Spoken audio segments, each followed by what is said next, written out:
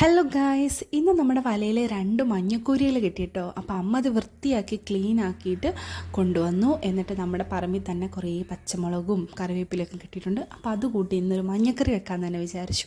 പിന്നെ ഞാനിങ്ങനെ മഞ്ഞപ്പൊടി മല്ലിപ്പൊടി എല്ലാം കൂടെ ഞാനൊരു പാത്രത്തിലാണ് മിക്സ് ചെയ്ത് ചൂടുവെള്ളത്തിട്ട് അങ്ങനെയാണ് വെക്കാറ്. എനിക്ക് കൂടുതൽ എളുപ്പം അതാണ്. അത് നമുക്ക് മഞ്ഞക്കറി വെക്കാം. ആദ്യം നമ്മുടെ ചട്ടി ചൂടാക്കിയിട്ട് നന്നായി ചൂടായ ശേഷം കുറച്ച് വെളിച്ചെണ്ണയൊക്കെ അതിനകത്തോട്ട് ഇടുക. അത് കഴിഞ്ഞ് അതിനകത്തിട്ട് നമ്മുടെ എണ്ണ ചൂടായി കഴിയുമ്പോൾ കടുകും ഉലുവയും കൂടെ ചേർക്കുക. അത് കഴിഞ്ഞ് ഉള്ളി, വെളുത്തുള്ളി, പച്ചമുളക്, കറിവേപ്പില എല്ലാം ഇട്ട് മിക്സ് ചെയ്തിട്ട് ഉള്ളിയൊക്കെ ഇടുക.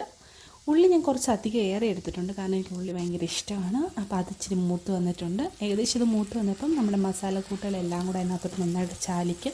ഇപ്പോൾ ഇങ്ങനെ ചെയ്യുമ്പോൾ കണ്ട മസാല നമുക്ക് മുരിക്കേണ്ട കാര്യമില്ല, ഇങ്ങനെ തന്നെ മിക്സ് ചെയ്തിരുന്നതായിരിക്കും കുറച്ചുകൂടെ നല്ലത്. അങ്ങനെ നടാതെ നന്നായിട്ട് ഇളക്കി കൊടുക്കുക. അത് ചെറു ചൂട് ഓഫാക്കി കുറച്ച് വെച്ചിട്ട് വേണം ഇത് ചെയ്യാൻ. അപ്പം അടിക്ക് അങ്ങനെ പിടിക്കുകയൊന്നും ചെയ്യത്തില്ല.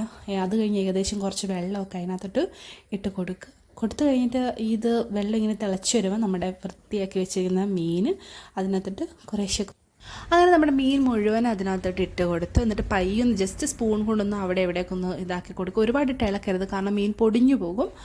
പിന്നെ നമുക്കൊന്നും കൂടെ ഒന്ന് മൂടിയൊക്കെ വെക്കാം. നന്നായിട്ട് വെട്ടിത്തിളയ്ക്കണം. അങ്ങനെ നന്നായി വെട്ടിത്തിളച്ച് വന്നിട്ടുണ്ട്. ഒന്നുകൂടെ മൂടിയൊക്കെ വെച്ചിട്ട് നമുക്ക് തുറക്കാം.